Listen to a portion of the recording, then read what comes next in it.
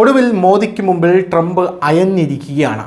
ഒരു കോമാളിയുടെ പരിവേഷമാണ് ഇപ്പോൾ ഡൊണാൾഡ് ട്രംപിൻ്റെ ലോകരാജ്യങ്ങൾക്ക് മുമ്പിലുള്ളത് എന്ന് നമുക്ക് എല്ലാവർക്കും അറിയാം. കാരണം ട്രംപ് ഇപ്പോൾ പറയുന്നതല്ല പിന്നീട് പറയുന്നത്, അത് ട്രംപ് മാറ്റി പറയും. ട്രംപ് പറയുന്ന കാര്യങ്ങൾ ലോകരാജ്യങ്ങൾക്ക് യാതൊരുവിധ ബോധ്യവുമില്ലാത്ത കാര്യങ്ങളായിരിക്കും. എന്നാൽ ലോകരാജ്യങ്ങൾ പറയുന്ന കാര്യങ്ങൾ ട്രംപിനും ബോധ്യമല്ല.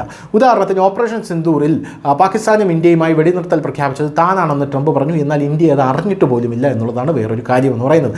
അതുപോലെ തന്നെ ഇന്ത്യയുമായി ഒരു വ്യാപാര കരാർ ഞാൻ ഉണ്ടാക്കിയെന്ന് ട്രംപ് അമേരിക്കയിൽ കൊട്ടിഘോഷിച്ചു. എന്നാൽ ഇന്ത്യ അത് സമ്പൂർണ്ണമായി നിരസിച്ചു. ട്രംപ് ചർച്ചയ്ക്ക് പോലും വന്നിട്ടില്ല എന്നാണ് പറഞ്ഞത്. അതുപോലെ തന്നെയാണ് ബാക്കി രാജ്യങ്ങളുടെ കാര്യം. എന്നാൽ ഇപ്പോൾ 35% താരിഫ് ഇന്ത്യക്ക് അടിച്ചു തരുമെന്ന് പറഞ്ഞ ട്രംപ്, അതായത് ഈ ജൂലൈ 9 മുമ്പ് വ്യാപാര കരാർ ഏർപ്പെട്ടില്ലെങ്കിൽ ആ താരിഫ് അടിച്ചു തരുമെന്ന് പറഞ്ഞ ട്രംപ് 20% മാത്രം മതി എന്ന് പറഞ്ഞ് ഇപ്പോൾ രംഗത്തെത്തിയിരിക്കുകയാണ്. ഇന്ത്യയുമായുള്ള താരിഫ് 20% മാത്രം മതി എന്നാണ് പറയുന്നത്. അതിന് പ്രധാനപ്പെട്ട ഒരു കാരണമുണ്ട്. അതായത് 100 ദിവസമാണ് ട്രംപ് ഇപ്പോൾ അവിടെ ഭരിച്ച് മുടിച്ചിരിക്കുന്നത്. അതായത് 100ാം ദിന കർമ്മ പരിപാടി എന്ന് പറഞ്ഞൊരു സംഭവമുണ്ട്. ആ സംഭവത്തിൽ ട്രംപിൻ്റെ വാഗ്ദാനങ്ങളെല്ലാം പാളിപ്പോയി. ട്രംപ് കയറിയത് തന്നെ റഷ്യ യുക്രൈൻ യുദ്ധം നിർത്തുമെന്ന് പറഞ്ഞുകൊണ്ടാണ്, രണ്ടാമത് ഇസ്രായേൽ ഹമാസ് യുദ്ധം നിർത്തുമെന്ന് പറഞ്ഞുകൊണ്ടാണ്.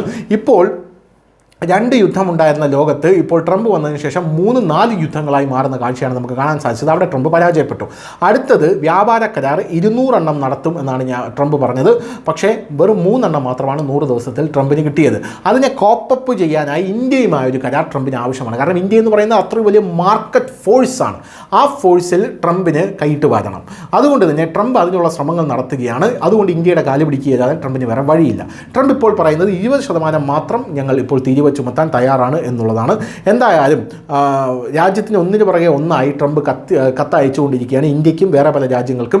ഇന്ത്യയുമായുള്ള വ്യാപാര കരാറിന് ശേഷം താരിഫ് 10 മുതൽ 20% വരെ ആക്കാമെന്ന് ട്രംപ് പറയുന്നുണ്ട്. അതായത് 10% വരെ പോകാനുള്ള ചാൻസ് ഇനിയും ഉണ്ടെന്നാണ് എൻ്റെ അർത്ഥം.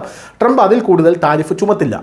മുൻ ബ്രസീലിയൻ പ്രസിഡന്റ് ബോൾസോനാറിയോ അനുകൂലിച്ചുകൊണ്ട് ട്രംപ് ബ്രസീലിന് 50% താരിഫ് പ്രഖ്യാപിച്ചു. ഇപ്പോൾ ട്രംപ് കാനഡയ്ക്ക് 35% താരിഫ് പ്രഖ്യാപിച്ചു. ഇതോടൊപ്പം കാനഡയ്ക്ക് പ്രതികാര താരിഫ് ചുമത്തില്ലെന്ന് ട്രംപ് പറഞ്ഞിട്ടുണ്ട്. മറുവശത്ത് ബ്രസീൽ പ്രസിഡന്റ് ലുല ട്രംപിനെ പരസ്പര താരിഫുകൾ ചുമത്തുമെന്ന് ഭീഷണിപ്പെടുത്തിയിട്ടുമുണ്ട്. കാനഡയ്ക്ക് മേലുള്ള താരിഫ് പ്രഖ്യാപനം നടത്തുമ്പോൾ US പ്രസിഡന്റ് ട്രംപ് പറഞ്ഞത്, എല്ലാ രാജ്യങ്ങൾക്കും താരിഫ് ലെറ്റർ അയക്കേണ്ട ആവശ്യമില്ല, നിങ്ങൾ അറിയേണ്ടത് ഞങ്ങളുടെ താരിഫ് നിശ്ചയിക്കുന്നുണ്ട് എന്നുള്ളത് മാത്രമാണ്. കൂടുതൽ രാജ്യങ്ങളിലും താരിഫ് ചുമത്താൻ ഞങ്ങൾ പദ്ധതിയിടുന്നു.